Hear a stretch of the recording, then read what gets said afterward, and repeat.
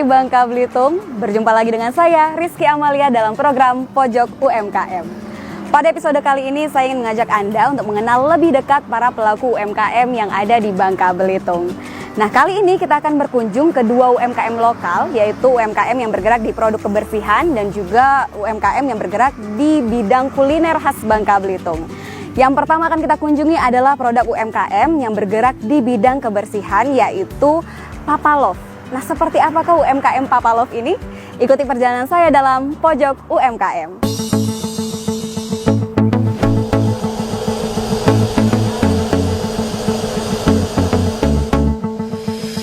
UMKM yang saya kunjungi pertama adalah UMKM Papalove yang bergerak di industri sabun dan bahan pembersih rumah tangga, seperti sabun cuci piring, sabun lantai, sabun cuci baju, dan sabun cuci tangan.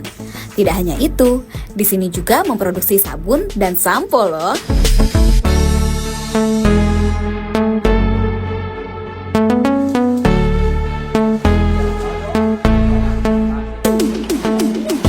Halo, assalamualaikum. Salam. Waduh, lagi sibuk banget nih. Bentar ya. Halo Bang, Ya. apa kabarnya? Baik, alhamdulillah Ini sehat. lagi ngapain nih Bang?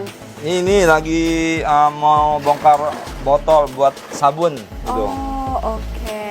Nah, pemirsa, kali ini saya sudah bersama dengan Bang Sefri selaku pemilik dari produk UMKM produk kebersihan ya. Ya. Produk kebersihan rumah tangga yang mana ini namanya adalah Papalove. Iya, sabun cair pastinya gitu. Sabun cair. Oke, Ya. itu boleh dikenalin dulu nggak nih Bang ke pemirsa? Papalove ini produk seperti apa sih sebetulnya? Nah, Papalove ini sendiri merupakan sabun produksi lokal yang mana berada di Sungai Liat, Kabupaten Bangka, tepatnya di Kelurahan Surat Timur gitu. Nah, saat ini teman-teman sedang berada di rumah produksi Papalove gitu.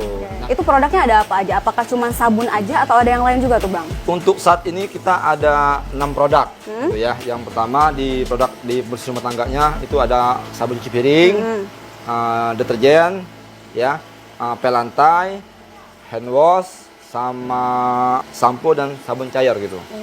Oh, sudah lumayan banyak juga ya? Iya, Itu alhamdulillah. dari tahun kapan Bang mulainya Bang?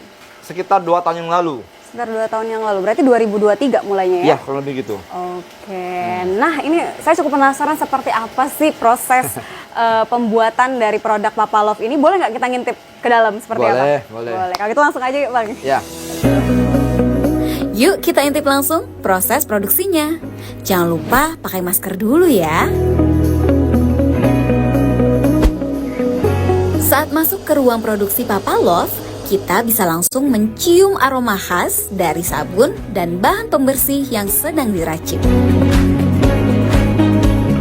Meskipun dilakukan di rumah, proses produksinya tetap mengikuti standar keamanan dan kebersihan. Bahan-bahan ditakar dengan cermat, dicampur dengan hati-hati, lalu dikemas rapi sebelum dikirim ke pelanggan. Yang menarik, meski dijalankan secara rumahan, kualitas produk Papalove bisa bersaing dengan merek besar.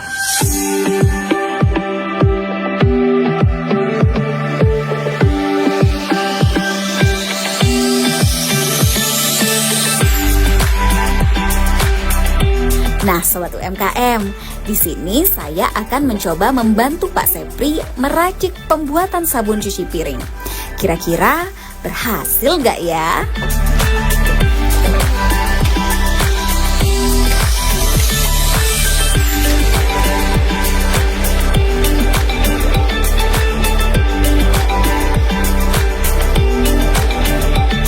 Selanjutnya kita proses apa lagi nih Bang?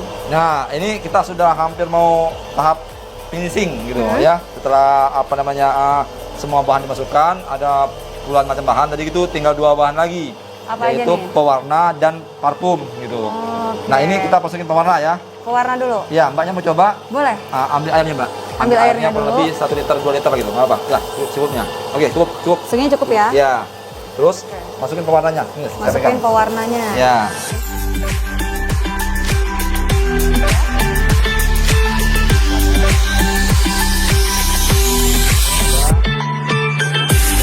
Nah, Selanjutnya boleh. Masukin. dituangin ya? Ya, pelan-pelan ya. Oke. Oke.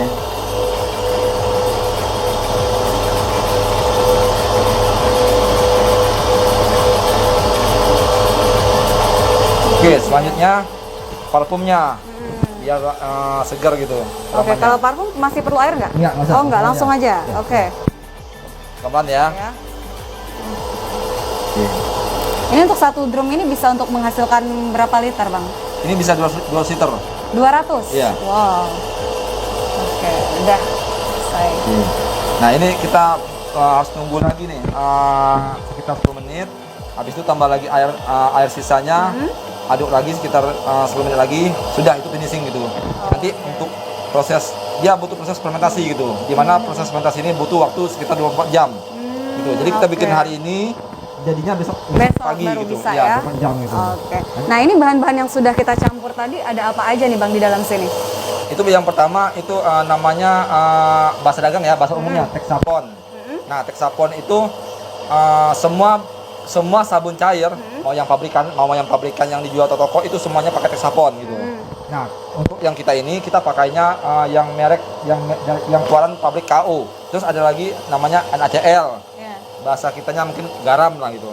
Ya. Terus ada namanya SLS. Sodium lauryl sulfat gitu ya. Ada namanya KAPB. Ada namanya LABS kalau untuk sabun cuci piring gitu. Ya. Pokoknya ada berapa macam Mbak, sekitar 14 macam semuanya totalnya gitu. Nah itu kira-kira bahan yang Abang pilih untuk pembuatan ini tuh harus ada standar tertentu nggak? Iya, yang pertama kebetulan kan kita ini sudah ada izin edarnya. Iya. Jadi untuk izin edar sendiri itu semua bahan harus ada sertifikasi halal, Harus halal dulu. sama sertifikasi namanya KOA. KOA itu artinya sertifikasi bahan. Yang mana kalau bahan-bahannya itu yang dikeluarkan oleh pabrik yang nggak begitu jelas gitu ya. Kita Kementerian Kesehatan nggak bisa meneruskan izin itu tadi gitu. Oke. Artinya kita juga secara berkala dicek izin kita apakah kita menggunakan bahan-bahannya sesuai dengan aturan yang berlaku gitu. Iya. Gitu. Nah kalau untuk limbah sisa dari proses pembuatannya ini gimana pengolahannya Bang? Untuk limbah sendiri sejauh ini kita limbahnya ya masih sedikit jumlahnya gitu, dan limbah yang kita buang itu pun pada dasarnya sama kayak limbah keseharian rumah tangga. Kenapa? Contoh ya ini ya, bikin sabun cuci piring, itu kan jadinya sabun cuci piring, Iya betul. nggak mungkin kita buang. Iya. Setetes pun kita buang, rugi kan itu kasarnya gitu. Nah itu yang pertama. Yang kedua, kebetulan bahan-bahan yang kita gunakan ini karena memang pabrikannya KO, itu berasal dari 2 sumber bahan baku. Yang pertama itu minyak bumi, kedua itu kelapa sawit. Iya. Jadi bahan-bahannya itu mudah terurai dengan Lingkungan. nah bagus gitu, juga ya. bahkan bisa jadi pupuk. Oh. Ya gitu. Berarti aman loh untuk lingkungan. Sangat-sangat sampai aman sejauh gitu. ini Ya gitu. Ya. Oke, oh ini luar biasa sekali nih. Baiklah, ini kita nunggu ke proses selanjutnya ya kalau gitu. Ya, mungkin boleh tambah air nih, Mbak. Boleh. Disekan gitu. Kita selesaikan ya. Ya.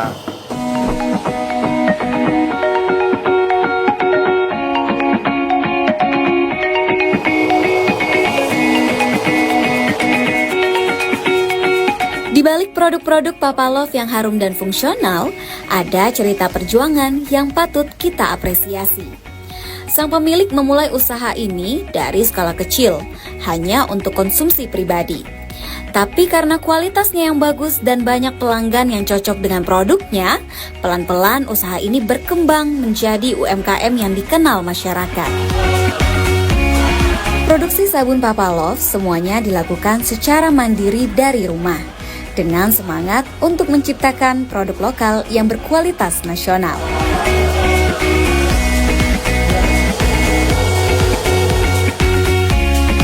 Izin edar dari Kementerian Kesehatan serta sertifikat halal pun sudah mereka kantongi. Ini menjadi bukti bahwa usaha rumahan pun bisa profesional dan punya kualitas yang premium.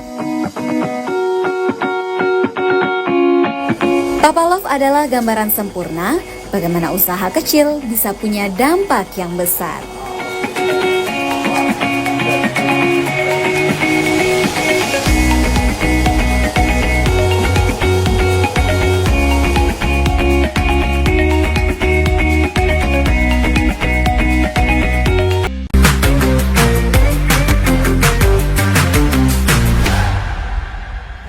Nah pemirsa, kali ini kita sudah berada di tahap akhir untuk produksi ini ya Bang ya, yaitu penempelan stiker dan juga packaging. Nah kali ini saya mau coba nempel stiker juga ya Bang ya. Oke, Ini ada produknya yang sabun cuci piring, terus kalau yang ini tadi sabun cuci baju berarti Iya, ya? deterjen, ya. Oke, nah ini tingginya harus ada Iya, ini nggak? iya. Segini pas? Iya. Oke, tempel ya. Silakan aja Mbak.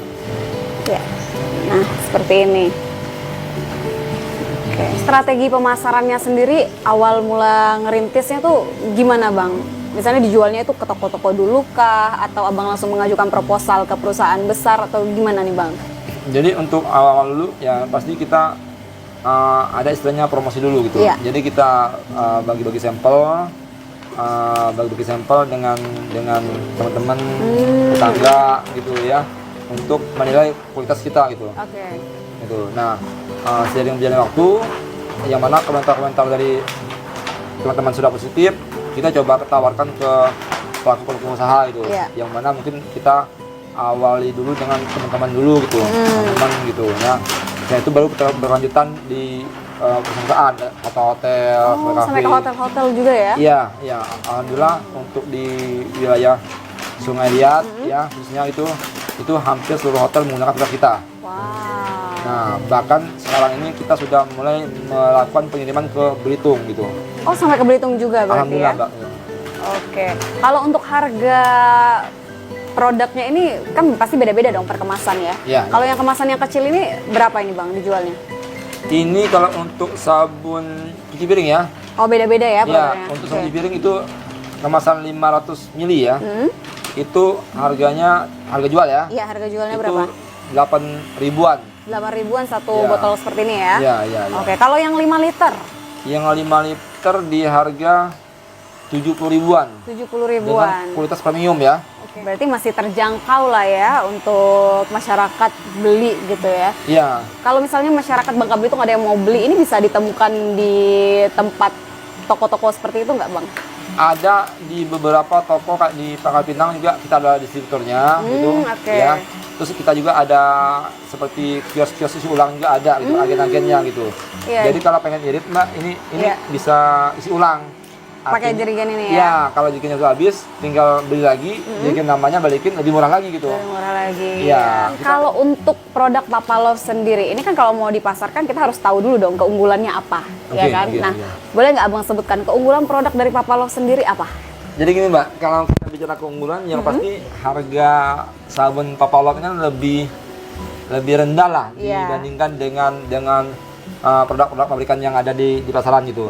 Namun saya selalu bicarakan ke teman-teman bahwasannya saya tidak bisa menjamin produk saya ini bagus gitu. Karena apa? Setiap orang punya apa namanya? Punya Seleranya masing-masing gitu Bisa ya. contoh gini, produk A yang paling terkenal kita produk A misalnya gitu ya. Tapi nggak semua orang pakai produk A. Iya, betul. Sama halnya kayak Papalov gitu. Mungkin saya bicara Papalov bagus, tapi nggak semua orang pakai Papalov gitu. Iya, tergantung masing-masing lah ya nilainya seperti apa Iya. gitu.